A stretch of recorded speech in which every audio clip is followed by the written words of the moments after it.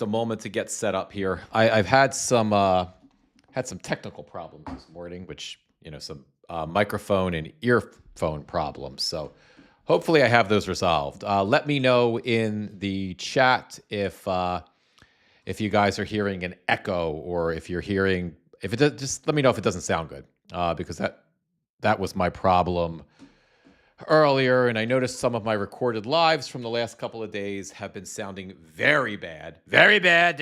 It's terrible. Bitches' lives are sounding terrible. We can't stand it anymore. We're not gonna tolerate it. We're not gonna put up with it. But hopefully things are. Hopefully I've got that solved today. So anyway, good morning, 305 all day. Hi, Miranda. Over on TikTok, who do we have? We have a couple people here. I can't quite see who your names are yet, but welcome. I can't. I don't know what I'm talking about. So, guys, let's get right into it. We'll let the lives populate up over the next several moments. Biggest oil disruption in the history of oil. Let me repeat that. Hey, Gamer Vet Dad, how are you, my friend? The biggest oil disruption in the history of oil. That's where we are today. I happened to make the mistake yesterday, to my wife's chagrin, because she always tells me don't look at the news, as I would recommend to you guys. Don't look at the news before you go to bed or right when you wake up in the morning. Let yourself have some time before you do that. It's good for your mental health. It's good for your wellness, right? But I don't always follow those rules. So, of course, last night before I went to bed, I checked, right? See what's happening. Hopped onto Blue Sky. What's going on in the world? As if I didn't know, right? And sure enough, the global economy was, in essence, not to this extent. I'm going to exaggerate for entertainment purposes, but was tanking, right? And it was somewhat tanking. Global markets were tanking. That was really happening. The Dow futures was down it's a little bit better right now. Let's check it. As of yesterday, it was down 1,000 points. Now it's down 432 points. And that's because the price of a barrel of oil had surged. At one point, it hit $121 a gallon. Let me repeat that. A barrel of oil at one point hit almost the record high of $121 a gallon. I think it petered back, and it's somewhere right around 100 or a little over 100 right now.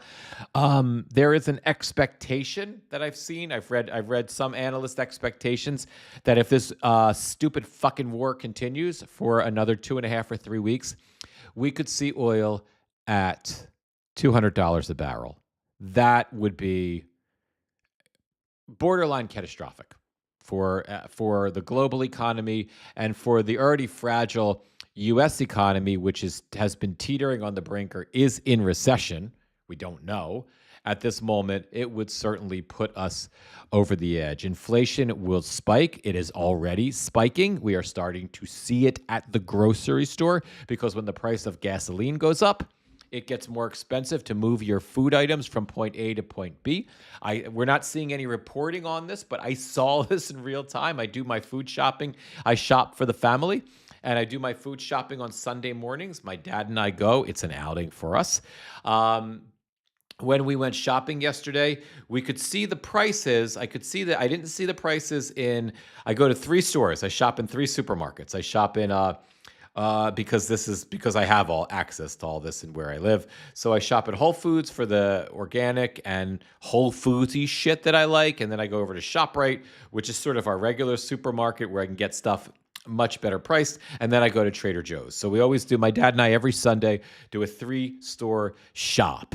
And I saw a little bit of price movement in ShopRite, mostly on produce, perishables, things that get shipped right away. I saw it across the board. I can't say on every item that I normally buy, but on most items that I usually buy, 3%, 4%, 5%, in some cases 10% increases. Certainly, let me just give you an example. And there could be other reasons for some of these things, but I can't help but wonder if the attribution to these increased prices across the board have to do with the fact that the price of gasoline has gone up so much. And you're going to first see that. And the cost of transporting those goods is increased, is going to increase with the gasoline increase. And you're going to see that first in things that aren't stocked. You're going to see that first in perishables. So I'll give you an example. I buy kale. I love to roast kale. Everybody in the family eats it. It tastes like, if you roast it with a little bit of avocado oil, because it's got a high flash point, olive oil doesn't work so well because it burns. You put a little salt, pepper, onion, or garlic powder on it. They taste like chips, when you roast them like that, assuming you don't burn them, which is very easy, but that's a slippery slope. Let's not get into recipes now. But irrespective, so I buy kale every week. Red kale, green kale, different, whatever kale I can find, right? The price of kale tends to be, a bunch of kale at Whole Foods organic kale is $2.79. It's $2.99 now. I'm not aware of any reason for that jump in the price of kale. I buy a bag of gold potatoes because I usually like to make those. I like to roast those potatoes. $4.99. It's at $5.29 now. I saw that at Whole Foods across the board on perishables. Now, look, maybe Whole Foods, because it is more expensive, maybe they just raised their prices on shit. I don't know. But it happened seemingly overnight, and it was everywhere. So I can't help but think that although we're not seeing any reporting on it yet, that in the hours and days to come, if this stupid war drags on, you're going to start to see reporting about starting with fruits and vegetables and going to meats, things that are not stored up, things that aren't processed foods and stuff like that, that they don't have a lot of, right? Hang on, guys. I just have to check one setting because I'm hearing an echo now. But no, everything looks like it's working the way it's supposed to. So I don't know. Are you guys on Substack or on TikTok? Are you guys hearing echoes out there? I'm so sorry. I always feel like I'm apologizing to Facebook, Instagram, and YouTube because I don't have the live feeds coming in yet. I just have not had time to dig down and learn how to do that. But I will. I'm not ignoring you guys, and I'm going to get those chats coming into the live feed very, very soon. So yeah, if anybody's hearing an echo, if the sound doesn't sound good, Patty Ann, so it's good? Okay. Gamer Vet Dad, you invested in a freezer. Thank you, Kat. Appreciate it. Thank you guys for letting me know. It's not a bad idea, Gamer Vet Dad, is investing in a freezer because food prices are going to go up. And this war, although I think the village idiot Donald Trump may be looking for an off-ramp. There's always those weird delays, Gamer Vet Dad. Between TikTok, Substack, there's a delay between how I feed the streaming platform, what I can see up on my screen and what I can see on Substack as well. So it can be off-putting if you're watching more than one feed at a time. But irrespective, so we're seeing these we're seeing prices go up right now. The cost of a gallon of gas here in where I live is $3.19 a gallon. Before this stupid war, it was $2.67 a gallon. That's a lot. And so here's what's going on. And we'll read some of the reporting to keep me honest about it. But yesterday night, day, depending on where you are in the world, all hell broke loose.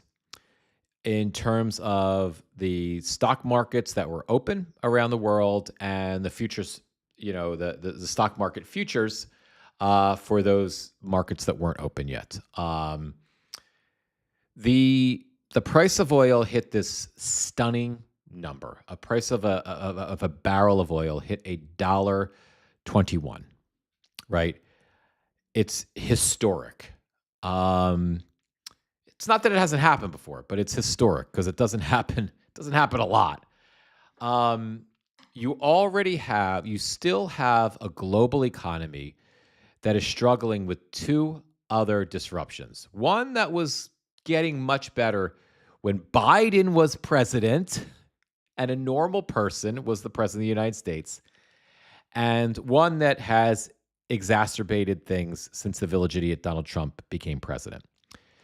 And they're interconnected. One is you still have a long-term COVID economic recovery going on around the world. We were actually doing the best. As much as everybody, not everybody, but as much as so many folks whined and bitched and moaned and complained that Biden sucks, that they don't like Biden, they're not going to vote for Kamala, they're going to vote for the idiot because the price of groceries are so high.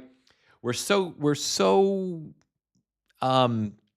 isolated and entitled here in the United States of America that we had many of us, maybe all of us, had no clue that as bad as it felt like it was because eggs were still too high and beef was still too high, neither of which had anything to do with the COVID recovery, right? They were bird flu and whatever the disease it is that's affecting beef, but irrespective. We voted for the idiot, but we didn't realize that we were doing better than anybody else. We were actually doing better than everybody else, right? Then Trump comes in, and we elect him again because we need cheaper eggs. And the idiot immediately starts the tariff nonsense and moves away. He immediately, by February 3rd of 2025, the idiot was fully engaged in the tariff nonsense, right? April 2nd was Liberation Day where it really took off, right?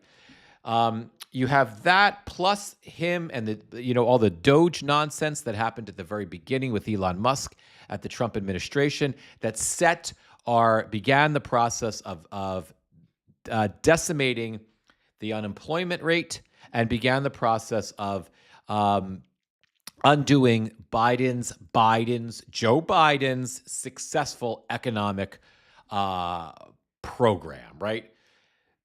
So that and the tariffs immediately had global implications, right? And I don't need to summarize you guys all know it. You see, we've gone on over this a million times, and you don't need me to tell you how bad the global economy is because of tariffs. So, but still, when you think of the markets, the stock market, the bond market, when you think of these markets that are a reflection of domestic and global economies, more so at least here in the U.S., the bond market than the stock market, when you think of these markets that are a reflection of global economies, you can't help but look at the macro, look at the big picture over time. You had the COVID recovery and you had the idiot's tariffs. And those things, disrupted the global economy for the long haul, right? And it was incredibly fragile, right? And then we have this stupid fucking war. And I know I'm being distracted from the Epstein files and from all the other horrific things that the Trump administration is engaged in, the ICE Gestapo behavior, and I know.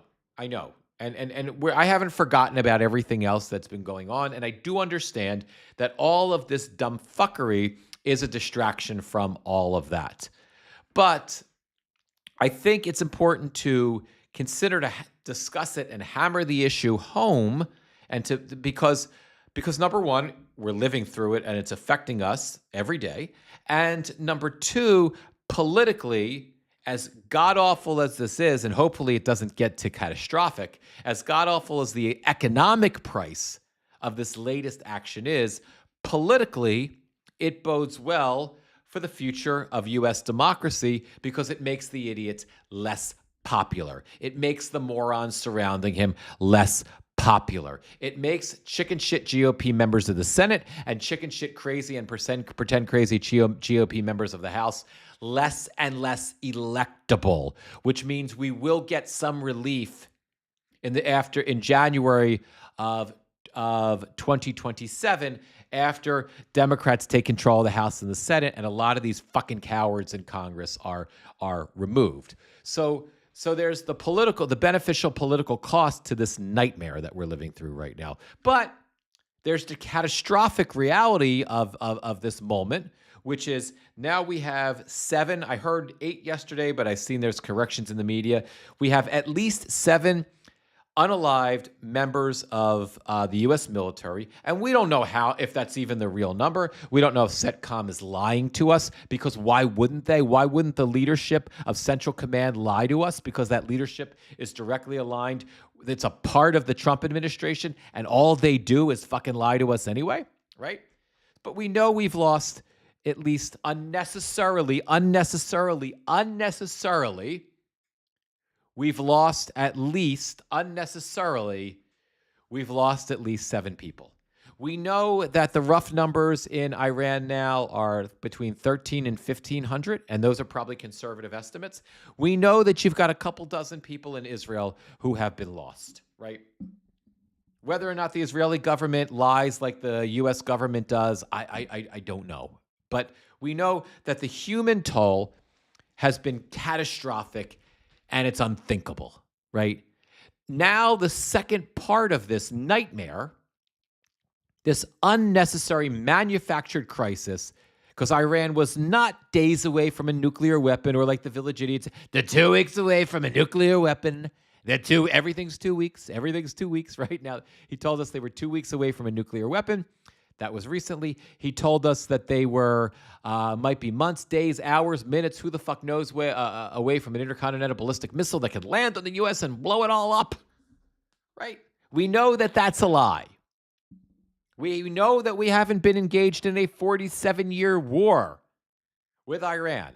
We know that Iran, like the Chinese, like the Russians, probably did meddle in the 2024 election, like they did in the 2022 election, like they did in the 2020 election, like they did in the 2018 election, and like they did catastrophically to Trump's benefit in the 2016 election that Bob Mueller pointed out to us, right? So we know that that was another excuse, that the Village Idiot threw out and we haven't heard anything about for the war, right? And we're back now for the reason being the war. They're done with the Republicans, Marco Rubio, Donald Trump, all the rest of the goofballs. They're done with the 47-year war, and they're back to the nuclear weapon thing, right? So Gamer Vet Dad is just, I think Gamer Vet Dad may be correcting me and keeping me honest here. Let me just, Mitch, the Pentagon never confirms the actual number of casualties until they can provide the actual number and sidestep it with nobody noticing. Oh, fair point, Gamer Vet Dad. Completely understandable. Thank you for that additional information about this. We're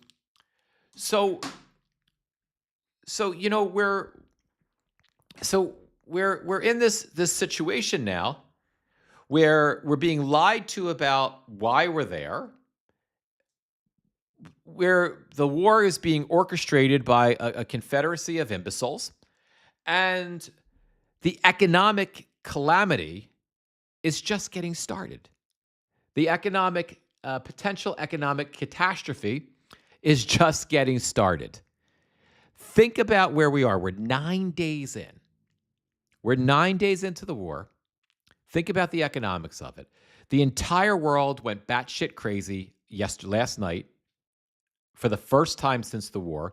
You saw, stock markets around the world plummeting. You saw, in essence, economists on every news outlet, foreign and domestic, raising red flags about this, at the very least, this war dipping us into recession, and I think that's an understatement of where we're headed. And everybody, you saw the entire, economy community, people that report about, work for, live in,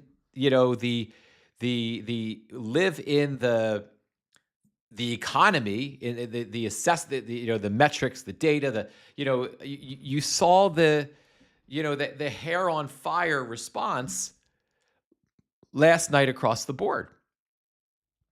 So, where does that leave us? I have some thoughts about that. But before we get into that, let me just read some of the news, because I want to keep myself honest, and let me just, because I'm babbling incessantly. So let me just pick it. Let me see which which news story I really want to read to you guys. I pulled up a bunch of them. Let's start with some CNBC reporting. Let's just get some straight news out. I won't read a lot. I won't bore you to with the details too much. But let's just, because I need to correct any misinformation that I might have put out there while raging, before I put more out that hopefully won't be misinformation. Oil surges above $100 per barrel as Iran war triggers record supply disruption with no end in sight. Oil prices surged as Middle East countries cut production because the Strait of Hormuz remains closed due to threats from Iran, with no sign that the crucial choke point will reopen anytime soon. Now, the White House said that the Village Idiot said at first that he was going to offer insurance for any boats that want to take a chance and travel through the Straits of Hormuz, right? If you have an oil tanker and maybe you can, pick up some oil somewhere if there's anywhere left pumping the oil, right? Or some natural gas if, you can sneak into Qatar and get them to actually give you, pump some natural gas for you, right? I'm exaggerating. Then the idiot said that, you know what? We're going to provide you insurance. Because he's so callous, careless, stupid, and cruel, he doesn't think about the people, because he doesn't give a fuck about any people, right? He doesn't think about the people who will be unalived if they sail through the Straits of Hormuz and get attacked by the Iranians. He's just thinking about the money. We're going to give you insurance. We're going to insure it. So I guess that means if because of this stupid war that we started with the Israelis for no reason, if you have an oil tanker and you sail it through the Straits of Hormuz and it gets blown up, U.S. taxpayers will pay the company. Isn't that what insurance means in this case? Will pay the company back for the oil. So if you have $1.5 billion, if the value of your ship and your oil is $1.5 billion or $200 million, we'll pay that back. Well, obviously, the companies that have the oil tankers, right, were like, yeah, but what about the people? We're really not interested in, having our people blown up. Right? So that didn't go over well. And I'm sure the idiot was stunned. I can't believe they're not taking the insurance. Why aren't they? I'm making this up, by the way. I don't know if he said this, but I imagine. Why aren't they taking it's great insurance. I'm providing them. Fantastic. It's fantastic insurance. So then when that didn't work, the idiot then says, we're going to provide escorts, naval escorts to any ships that want to go through. So now you have your 200, right? Your 200, and I'm making up numbers because I don't know how much an oil tanker filled with oil is worth. I'm just making up numbers. But let's say you have your 200 million.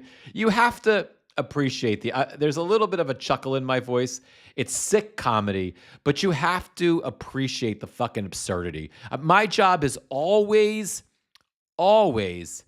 to remind you of the absurdity of the situation, right? So you have to appreciate the absurdity of the moment, right? Because it's so stupid, right? So the oil tanker, right, is gonna go now, but the idiot's gonna give them a naval escort, right? And Pete Hegseth, drunken Pete Hegseth, who seems to be reveling. I mean, he's got to be a fucking sociopath. I don't know if Catherine is here to confirm, but he's got to be a sociopath. If you've seen him, so excited on his 60 Minutes interview about the death and destruction that he's causing, and that big smile on his face. I mean, he is a fucking nut job. On a good day, I actually would prefer if he were, inebriated, because maybe he would be less dangerous. But anyway, so the Village Idiot off. So it's a couple $100 million for a full tanker, right? So the Village Idiot says, "Okay, we're gonna send you. You're gonna have a U.S. Navy ship." It's nothing changed, right? Things didn't get any better in the Straits of Hormuz. Why? You got the strongest military in the world, right? The strongest navy in the world, the U.S. Navy. Why aren't all these oil tankers running to be Gamer Vet Dad said it's called a war kink, right? War kink, is that the name of it is that the name of it when you escort a ship? Right. So you gotta, right, whatever. So why aren't they taking it? Why aren't they taking us up on the naval escorts? The idiots said they're going to get them. They said they're going to get fucking naval escorts, right? So the Iranians clarified that for the world like 2 days later, because I guess they were waiting for some of these fucking naval ships they were waiting to see if it would happen for a reason, right? If you figured it out already, it's pretty obvious, right? They were waiting to do this, or when the I don't know if it was the president of Iran or whoever it was comes out and says, "Good, do it, go, go, take your Navy ships and escort the tankers because we're gonna blow them up." Right? Like, we're blowing up. We're already gonna blow up. We already told you and showed you that we're going to blow up any tankers that go through, because our strategy is to choke the world of oil, right? And force Israel and the U.S. to stop the war, which is kind of working, right? We're gonna do this by blockading the Straits of Hormuz, by attacking our neighbors and our allies if U.S. attacks come from those countries, right? So you go and you take your ships, right, your Navy ships, and you escort the other ships, and we're gonna blow up your fucking Navy ships because it's no difference, right? That was the point, like. They're like, it's no difference. Like, what is it? Like, here's the oil tanker. Gamer Vet Dad, correct me if I'm wrong. It can't be this easy. The oil tanker's going, right? Here's the Iranian drone or the missile, right? Now you get a U.S. naval ship, right? They're like, escort. I can't get this on camera, right? Except now they send fucking two, right? They send one to blow up this and one to blow up that. And maybe that U.S. naval ship has some sort. And look, I'm obviously not a military strategist. I may not know what the fuck I'm talking about. But they send, the dog is here. She's getting excited. Go down, little girl. Go down. They send one to blow up maybe the naval ship can blow one or two of those missiles out of the sky. But maybe not enough, right? So, and clearly, it's that simple because nobody took the idiot up on his offer to have their ships escorted through the Straits of Hormuz. Okay. I was off on a tangent. We know that happens. Let's get back to the news, because I wanted to read you just a little bit of news so that I keep myself honest and I don't spread any misinformation. Oil prices surged Monday as Middle East countries cut production because the Strait of Hormuz remains closed due to threats from Iran, with no sign that the crucial choke point will reopen anytime soon. West Texas Intermediate crude futures were last up 6.3% to 96.63 a barrel by 11:22 a.m. The WTI, this is why the corrections are good. The WTI rose as high as $119 a barrel overnight. I said it was 121. That's not true. The first time it shot above $100 since Russia invaded Ukraine in 2022. International benchmark Brent crude oil traded at about 6.9% higher to $99, 0.9 cents a barrel, 09 cents a barrel after hitting a high of 119.50. The group of 7 finance ministers met Monday to discuss a coordinated release of oil from their reserves, but France's finance minister, Roland Lescure, I don't know if I'm saying that right, said the group has not made a decision yet. We are not there yet, and we'll see what happens. If you're wondering why the idiot hasn't released reserves here in the U.S., because there aren't that many left. The idiot was supposed to, I can't remember exactly the reporting, so please fact check me on this, but there was some sort of reporting that the national oil reserves needed to be, filled up again, and the idiot was waiting until the price of oil went down low enough that he could tell, I got a great deal. I got a fantastic deal on the oil. We got a great deal. It was some sort of story like that. But that's our national oil reserves. I don't know. I don't want to speak much about it because I just caught some reporting out of the corner of my eye like one afternoon. So I just need to stop talking about that because I don't really know the story. So forget everything forget everything I said about that. GamerVet Dad, treasuries fall as oil prices surge, meaning no new cuts in rates, but Donald John James Jesus Christ Trust Trump will push it. That's another story. I haven't checked the bond market yet, GamerVet Dad. That's why I haven't talked about it yet. I don't know where treasuries are. What we want to, just to give you guys an idea of what we're talking about here, because I talk about this a lot. U.S. treasuries, which are U.S. bonds are the way we fund our debt. Our debt is what, $38 trillion now? It's all the money we have. It's borrowed money. International, foreign countries, foreign investors, and U.S. investors buy those bonds multiple times per year. The reason we can always count on them until Donald Trump became president a second time, we could always count on having access to that borrowed money, even if it's not a good idea to borrow it to keep our economy afloat, is because the dollar, until April 2nd of 2025, Liberation Day, the dollar was still the safest, most reliable form of currency. So when things got weird in the world or scary or a moment like we have right now, foreign investors would not go to stocks. They would get rid of their stocks. They would go to gold, and they would go to U.S. treasuries. You would always see the value of treasuries increase, and you would see the price of gold go up.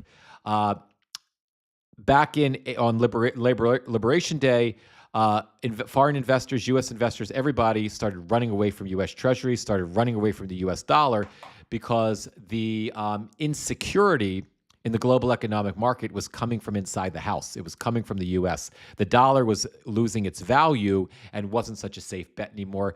It's been that way since Liberation Day. So now, although I haven't checked the bond market yet, and I haven't seen any reporting about it. Now we're in I would assume now that the value that in this moment of global uncertainty, because we have this stupid fucking war, I would assume that people are once again where they would normally go to U.S. treasuries. I would assume the price of gold is going up. I would assume they're going to gold. And I would assume that U.S. treasuries, they're not going to U.S. treasuries. And if they're not, if the yield, which is the interest that the U.S. has to pay back when a bond or a treasury note matures, if we see that yield going up today or tomorrow, what that means is those U.S. treasuries, that money that we borrow from other people, what that means is that money is less attractive to foreign investors, and we're having to offer a higher return on their investment to try to beg, borrow, and steal for people to come in and buy our treasuries. And that is something I was going to get to toward the end of the live because that's what has been scaring me since April 2nd in terms of potential economic calamity here in the U.S. But I'm not going to go there yet. Anyway, let me just keep reading. Shortly after oil blasted past $100 a barrel at the opening of trading Sunday evening, President Donald Trump on Truth Social said on Truth Social that a quote gain in quote short-term oil prices unquote was quote a very small price to pay end quote for destroying Iran's nuclear threat. The nuclear threat that they supposedly destroyed back over the summer when the idiot told us that it has been completely obliterated and anything else is fake news. And then the idiot tells us afterwards, only fools would think differently. Gulf Arab states are cutting production because they are running out of storage space as crude piles up with nowhere to go due to the closure of the strait. Tankers are unwilling to transit the narrow waterway because they are worried Iran will attack them. The closure of the strait has triggered the biggest oil supply disruption in history. The biggest one I think I read today was 1956. It was Israel, France, maybe the UK. We'll have to. I'm not sure. We're invading Egypt, and that. Let's read on. Let me make sure I'm not fucking that up. The closure of the strait has triggered the biggest oil supply disruption in history, according to analysis by consulting firm Raytheon Energy. About 20% of the world's oil consumption is exported through the strait. Kuwait, the fifth biggest oil producer in OPEC, announced precautionary cuts Saturday. I'm just going to skip to the next. I don't want to read it all. It's getting too. The reading's getting kind of dull. That's enough of that. It's enough of that. Some of my own notes that I took. Saudi Arabia and the UAE, United Arab Emirates, are completely cut off from the global oil market. And the reason that I read that is so significant right now is that the Saudis and the folks in the United Arab Emirates are the two countries that when the oil supply is limited, those are the two countries that always have the capacity to feed the global market. Those are the only two countries that could do something right now to stabilize oil prices while the war continues. But they are completely cut off. There's no oil moving out of Saudi Arabia and the UAE. And as we just read in that CNBC article, the reason is their storage facilities are full. They can't move any of that oil out of the storage facilities. They can't produce any oil. And if the Iranians are able to hit those oil fields, hit those storage facilities, God willing, they won't be able to, we're in deep shit. As I said, in 1956, 10% of all of the oil was stopped. That was Britain, France, and Israel, okay, invading Egypt, the Egypt's Sinai Peninsula. And when asked by CNBC, where is that? Like, what the fuck is going on? What are you going to do about this? CNBC said, the White House representative said, the oil market remains well supplied. Really? Is that why it's $3.19 a gallon? Right? How can they say, who believes this shit? The oil market remains well supplied, and if we need to take additional action, we will do so. That's what the White House's statement is. They do not have any idea what the fuck they're doing. They don't know what they're doing.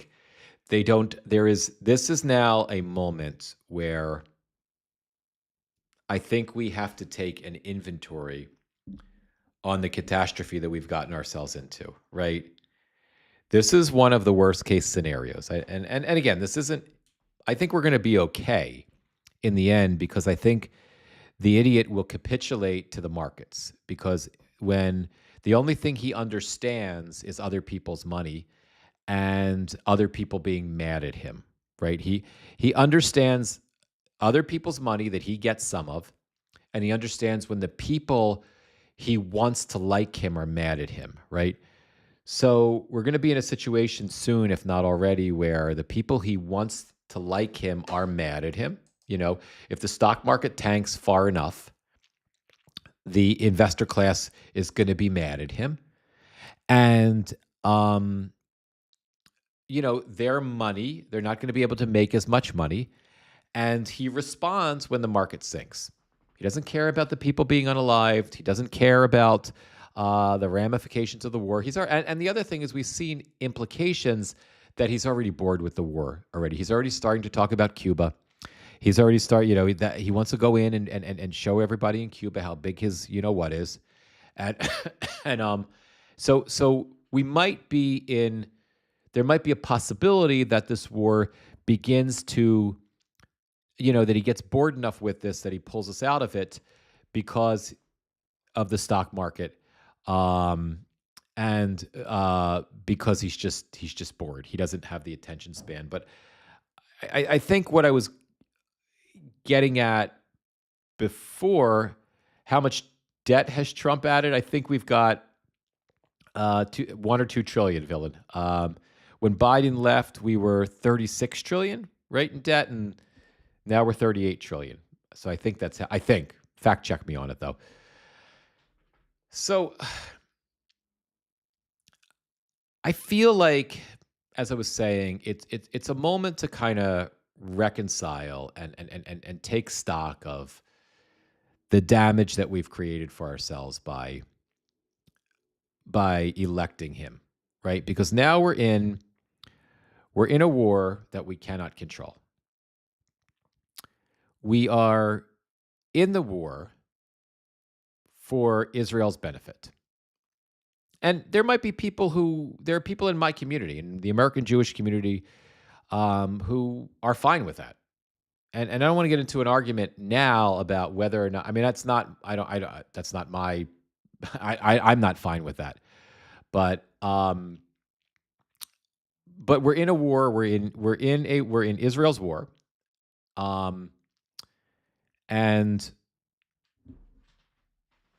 And Israel's tolerance for what they hope to achieve is significantly higher than our tolerance will be for what we hope to achieve.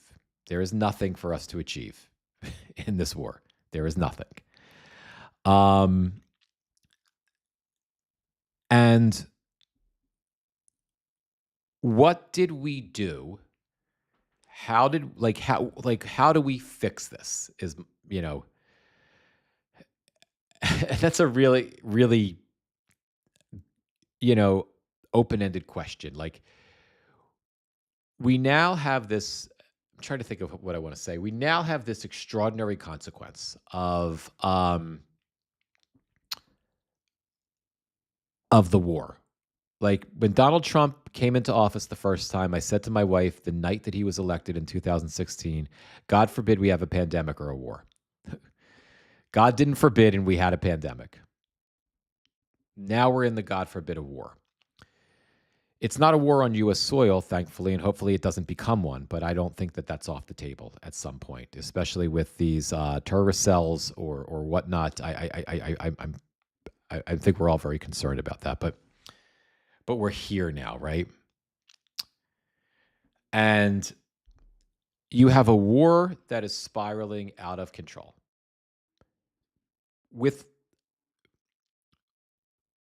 It's spiraling out of control for the United States. But you have a war that is really being managed by Benjamin Netanyahu and the Israelis, and we are participating in. So I think there is some control of the war. I think the Israelis have a certain amount of control of the world, and the war, I think Netanyahu has a certain amount of control of Trump. So it's not like, the reason I say that is it's not total fucking chaos, right? I don't agree with Israel's motives. I don't like, I think Netanyahu is a genocidal madman. I think he's as corrupt as the day is long. I think he has to have a war in order to potentially stay out of jail, depending on what happens with his trial, if it ever gets underway again, right? But he has to stay in power for his own corrupt reasons, and a war helps him consistently, right? But I say that I feel like Israel is wagging the dog because although they may not be controlling our military, they're controlling our president. And in some weird, dystopian, fucked up way, it might kind of be a good thing because on the one hand, we wouldn't be in here had Lindsey Graham. There's been plenty of reporting now that came out yesterday that Lindsey Graham and Netanyahu, Lindsey Graham guided Netanyahu on how to convince Trump to start the war, right? So it's in some if I'm looking for something that I can grasp onto in that horrific scenario, it's that Donald Trump isn't really in charge, right? And that I feel a little bit better about that. That this idiot, he does make the decisions, but Donald Trump and drunken Pete Hegseth aren't really in charge. When it comes right down to it, it's really Lindsey Graham and Benjamin Netanyahu. And again, I don't want to come off like fucking Tucker Carlson babbling from his room about, spreading misinformation. Like, Tucker Carlson talked about how Chabad, which is a Jewish organization, is responsible for the war. It's crazy shit. I don't want to come across, as I'm coming up with these speculative ideas, I want to remind you, these are just thoughts. This is just my opinion, and it's not the news, and I'm wrong more than I'm right. So I don't want to be that person, that influencer. I'm wrong more than I'm right. So anyway, when it comes to this scenario where I feel like Netanyahu is directly or indirectly controlling Trump's decisions, and if the reporting is accurate that Lindsey Graham was the guy who coached Netanyahu on how to change Trump's mind and actually attack the Iranians, then I feel like Netanyahu and Graham are probably the ones running the war. When it comes to the fight, the American military will come in, will offer the village idiot a plethora of decisions. Some of them might be great, some of them might be horrific. But when he makes those decisions, I feel like he's influenced by, Netanyahu, by Lindsey Graham, and whatever operatives Graham has in the White House to push whatever it is that he wants. I mean, it's weird to think of Lindsey Graham being like, a pathetic, bottom-feeding, ass-kissing, non-independent ever, senator like Lindsey Graham being the puppet master, but it feels that way now. For whatever that's worth, it feels that way to me. So, and if that's the case, at least it's not just a mentally ill imbecile, a severely mentally ill person who also happens to be an idiot who's making the decisions. And that at least gives me a little bit of relief in some fucked up way. But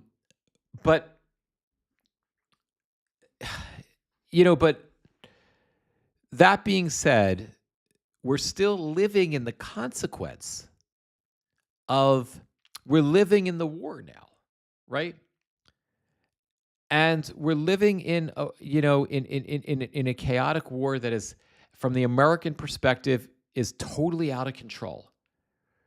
If you saw Pete Hegseth, did you guys, any of you see the 60 Minutes interview? I should have had some footage from it. Hegseth is reveling in this.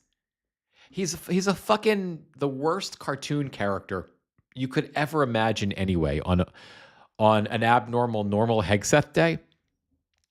But he is such a fucking weirdo. He is such a sick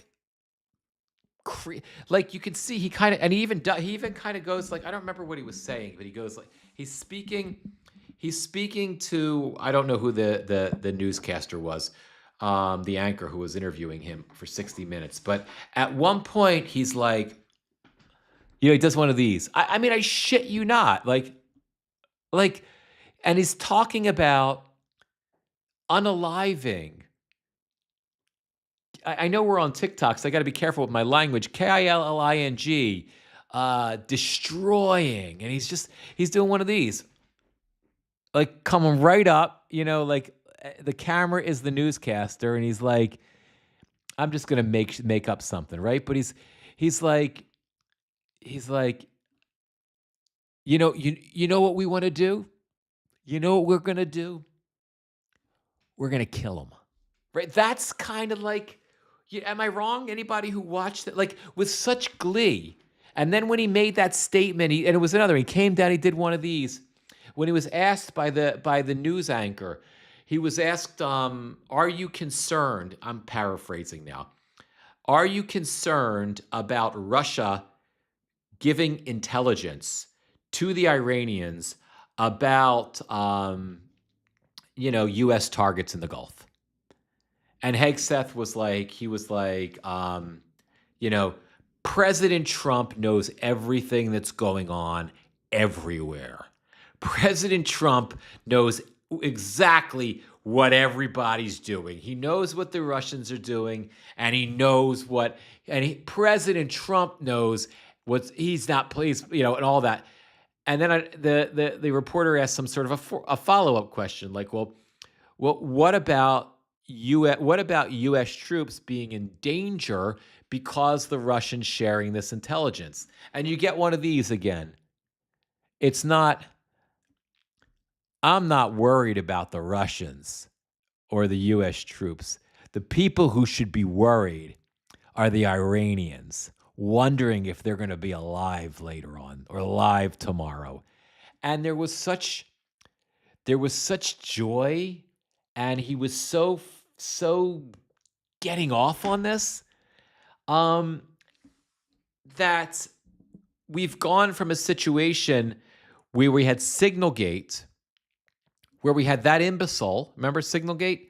And we had that, that other half-wit who's now our UN ambassador, the former, I think he was, I don't remember if he was the, I don't remember what Mike Waltz's job was before, in the cabinet, before he got demoted to Secretary of the UN.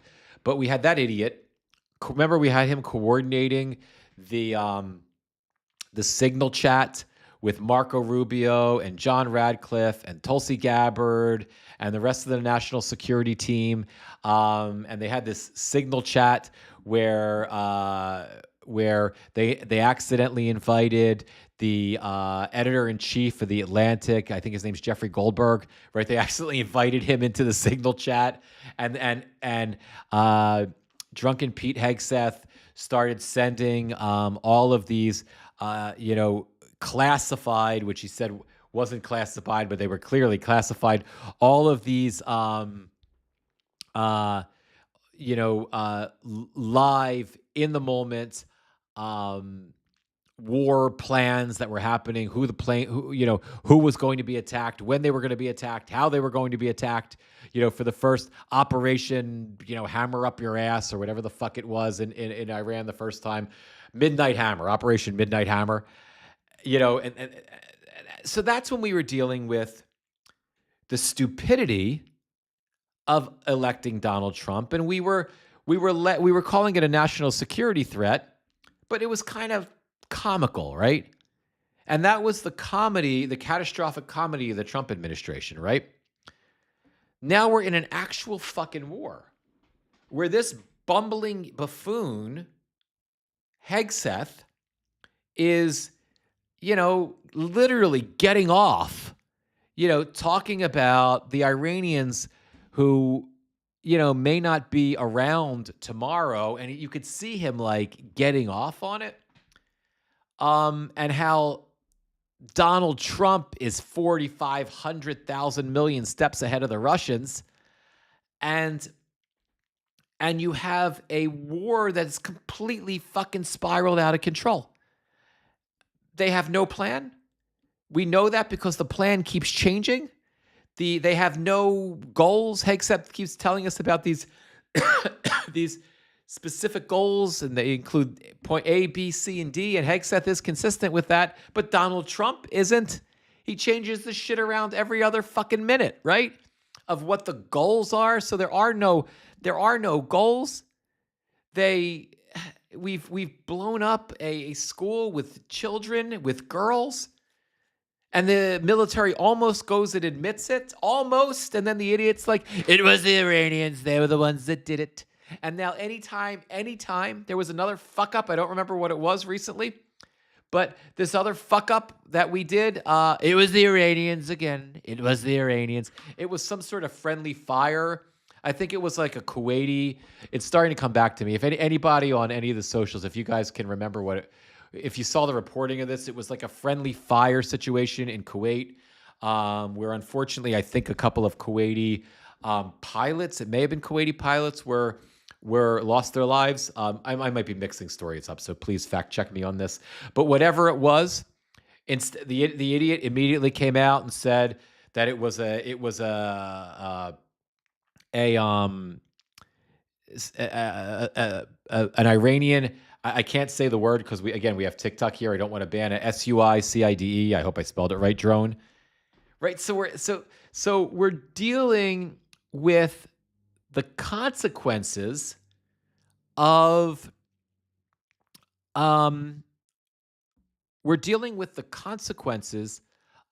electing this moron now in the most, in the most ridiculous and catastrophic way. And the question I ask ourselves, the question I ask you, and I don't have an answer, that I ask and if I get to have a conversation, I don't have any interviews set up this week. Hopefully I'll get some. And any Democratic member of Congress is, how do we deal with this? The midterms don't solve this fucking nightmare, right? Gamer Vet Dad, it was a Kuwaiti F-15 shot 3 U.S. F-15s down. Okay, so thank you for the fact check on it. How do we deal with this? And you have, the bury your head in the sand. I got a violation. Oh, for crying out loud! Now I've got a. My live was flagged for misinformation. Repeated violations could result in your live being discontinued. Your live contains some themes that some may find uncomfortable and has been restricted. Once again, reason is misinformation. So what else is new? So the question is, the question really is,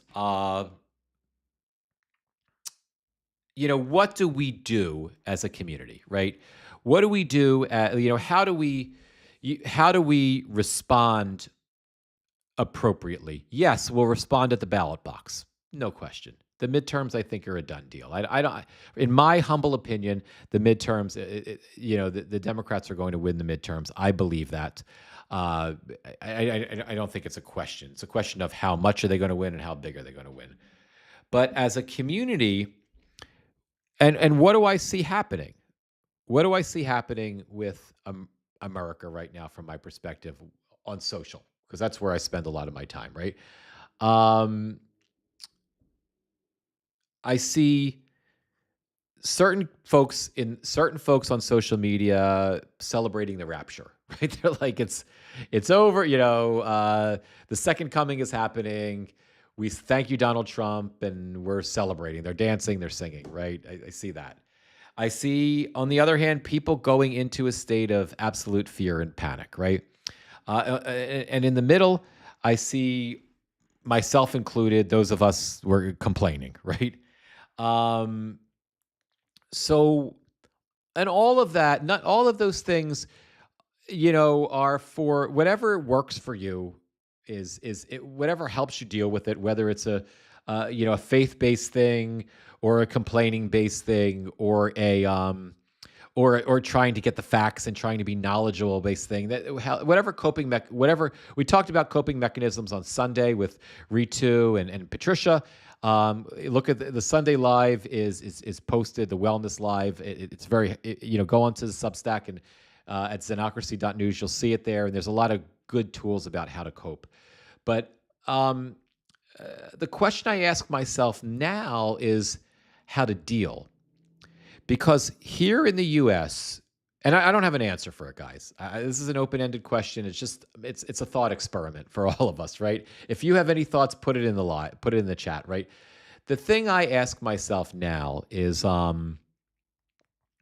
like, we have the luxury being a country at war, but not being in war, right? What I mean by that is we are a nation that has not declared war formally, but is engaged in war thousands of miles away. So nobody in America is feeling that, right? We're not feeling, we're not feeling it, right? We're not scared really that, the things that are happening in the Middle East now are happening here, right? In terms of our safety, right? We're not. We're fearful of what could happen, but we're not dealing with the actual war, right? So we have that comfort level to be able to be safe from the war that we're engaged in, right? So where does that leave us? You know what I mean? Like how do we take advantage of the safety that we feel and the privilege of being able to be engaged in a war but not be at war but not in war? And how do we stop it? I don't know. I don't know. Lacey's saying, "Gamer, we should." I guess she's responding, "Gamer vet dad, we should take to the streets. Congress isn't listening."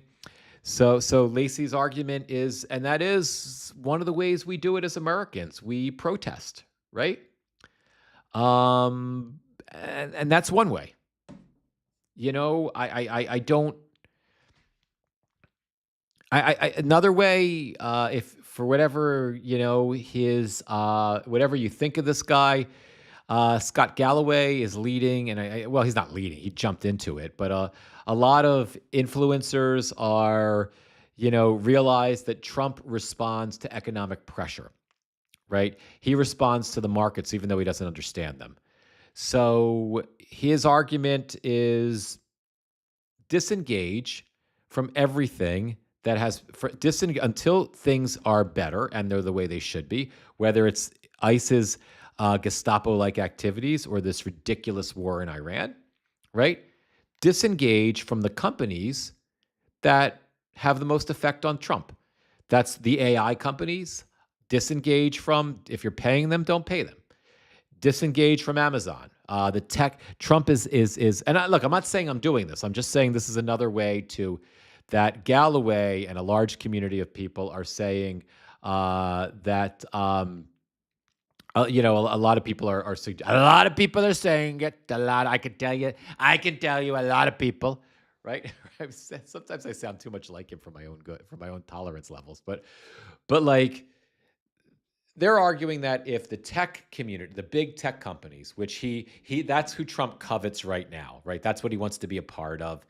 That those are the people who are paying him, who are in essence bribing him legally here in the United States, right? If you stop using their products and you disengage from their products, and they put pressure on him because their bottom line is being affected because we don't like what he's doing, that he'll shift. They're making the argument whenever you see a shift from the village idiot, it's because the stock market is plummeting and his rich friends are telling him he needs to do something, or the tech bros who are funding his, in essence, funding the worst of his corruption, and he wants to be a part of that community.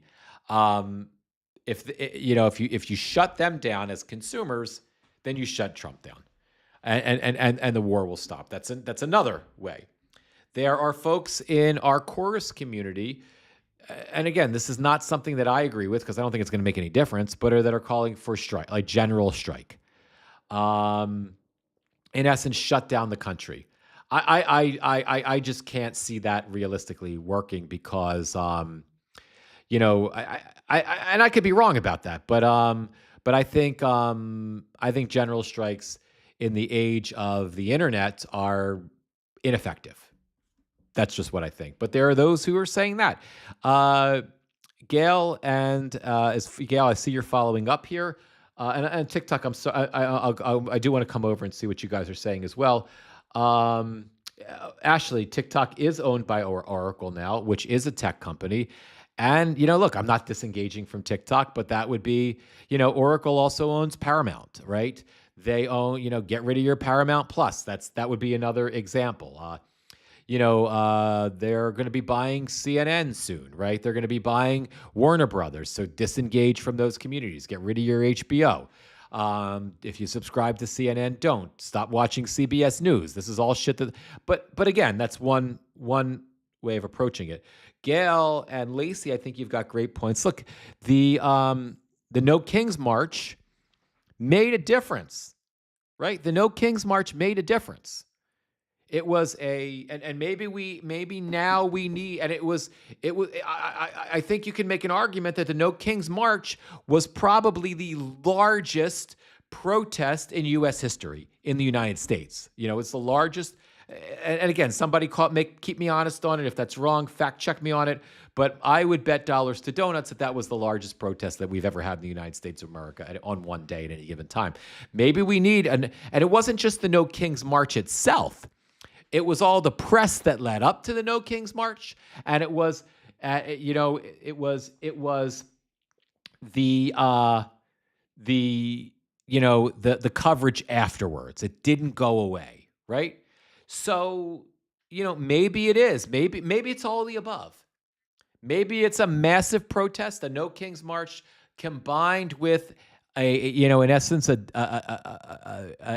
virtual, general strike, and combined with being knowledgeable. And maybe that's what gets us out of this, because I fear, and then I'm going to wrap the live with this depressing note, okay? I fear that if this war is allowed to continue, the human cost is going to be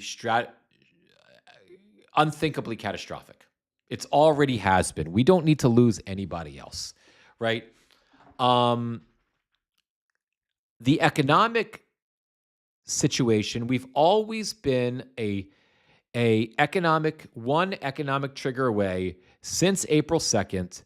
We have been an economic trigger away from a really bad financial situation, worse than we have here in the United States. And I fear that this could be the trigger that causes that. On April 2nd, after Liberation Day, and TikTok, please don't. I don't know if it's the algorithm or live people, but this is actually a real thing. It actually happened. There's plenty of news sources to back this up. But after Liberation Day, I've told the story many, many times. After Liberation Day, international investors started running away from U.S. bonds, from U.S. Treasury bonds, right? Because the dollar wasn't the safest place anymore to park your money. They started buying up gold. It got so bad that economists started panicking. They started warning us because nobody knew what would happen if the U.S. bond market completely dried up and nobody was buying any more bonds or funding our debt. It never happened before. But you literally have a situation where the U.S. runs out of money, right? And that seemed bad. And we know from reporting that somehow, some way, whether it was Jamie Dimon or someone got through to the village idiot Donald Trump, and he came to 2 weeks later, before we wound up in that economic calamity where everyone ran away from the dollar, right? Before we wound up in that unthinkable economic calamity, someone got through to him, and the village idiot then came and made an announcement that, I think it was a Truth Social post, that he's going to take all of these ridiculous tariffs off of everybody else, these random numbers that him and Howard Lutnick and the other goofballs made up, right? And there's going to be a flat 10% on everybody and 145% on China, which is basically a trade embargo on China at the time, right? Once he said that, it cooled the fear of running away from the dollar cooled a little bit. And at least maybe we didn't get a lot of people buying bonds anymore, but the people who were running away from the bonds stopped running. And we were sort of saved, right? But who knows what we would have wound up becoming? Would our economy would have moved towards Venezuela's economy, Argentina's economy that we bailed out for $40 billion, and we still don't know the results of that bailout? Would it have moved toward Venezuela, right? Who knows? But it wouldn't have been helpful. And I realized at that point that with this imbecile and this confederacy of imbeciles surrounding him, that we're one economic hair trigger away from some sort of calamity. what from people running away from buying U.S. Treasuries. And why wouldn't that be this? I mean, this is the perfect storm right now. You have oil prices spiking. You have the idiot seemingly in a position that he can't back out of without losing face. He is, to a certain extent, I think Netanyahu is pulling the strings to a certain extent. That is opinion. That is not fact. That is my opinion. So you have all of this stuff going on, right? And if people start pulling away from treasury bonds, why wouldn't they? And if this war goes on for 3 weeks, 4 weeks, 5 weeks, 2 months, 6 months, and it doesn't stabilize in some way, if we can't start moving oil through the Strait of Hormuz and stabilize the global economy, and you combine that with our current inflation from tariffs and with the fact that we're in a jobs recession, I don't know. And that's what I'm worried about. Right now, the two things I worry about more than anything else in terms of these stupid fucking politics are how many people we're going to lose from everywhere in the world in this stupid war. I want it to stop now. I don't want another person to be lost. And then secondly, the domestic economic fallout, the consequences of that war. Gamer Vet Dad, Mitch, those 5 names DM to you. They're the ones to watch break. Once one does, the others will follow. I didn't check your. I didn't check. Hey, Aggie, how are you? I didn't check your. I didn't check today, so let me check and see what the what the names are. But I will. I will take a look at them. Let me just check TikTok to see if there's anything. Gary's here. Hey, Gary. How are you, buddy? It's good to see you, too. I was gone from TikTok for a while, Gary, because I just kept getting banned from TikTok. And I couldn't get my live streaming, my multi-stream to work. But I haven't had a ban in a while, and I've got the multi-stream working. So I'm back on TikTok. I'm always on Substack, though. Substack, Instagram, YouTube, Facebook. You can find me in any of those places all the time. But for now, and hopefully forever, I'm back on TikTok. Are you mad at Mitch? Gamer Vet Dad? The dog is kind of waking up over here. I got to take her out before the meeting. We love the TikTok shop, Mama Debs. Oh, thank you, Mama Debs. I think Mama Debs was trying to settle the algorithm with we love the TikTok shop. Thank you, Mama Debs. I appreciate it. I so appreciate it. Our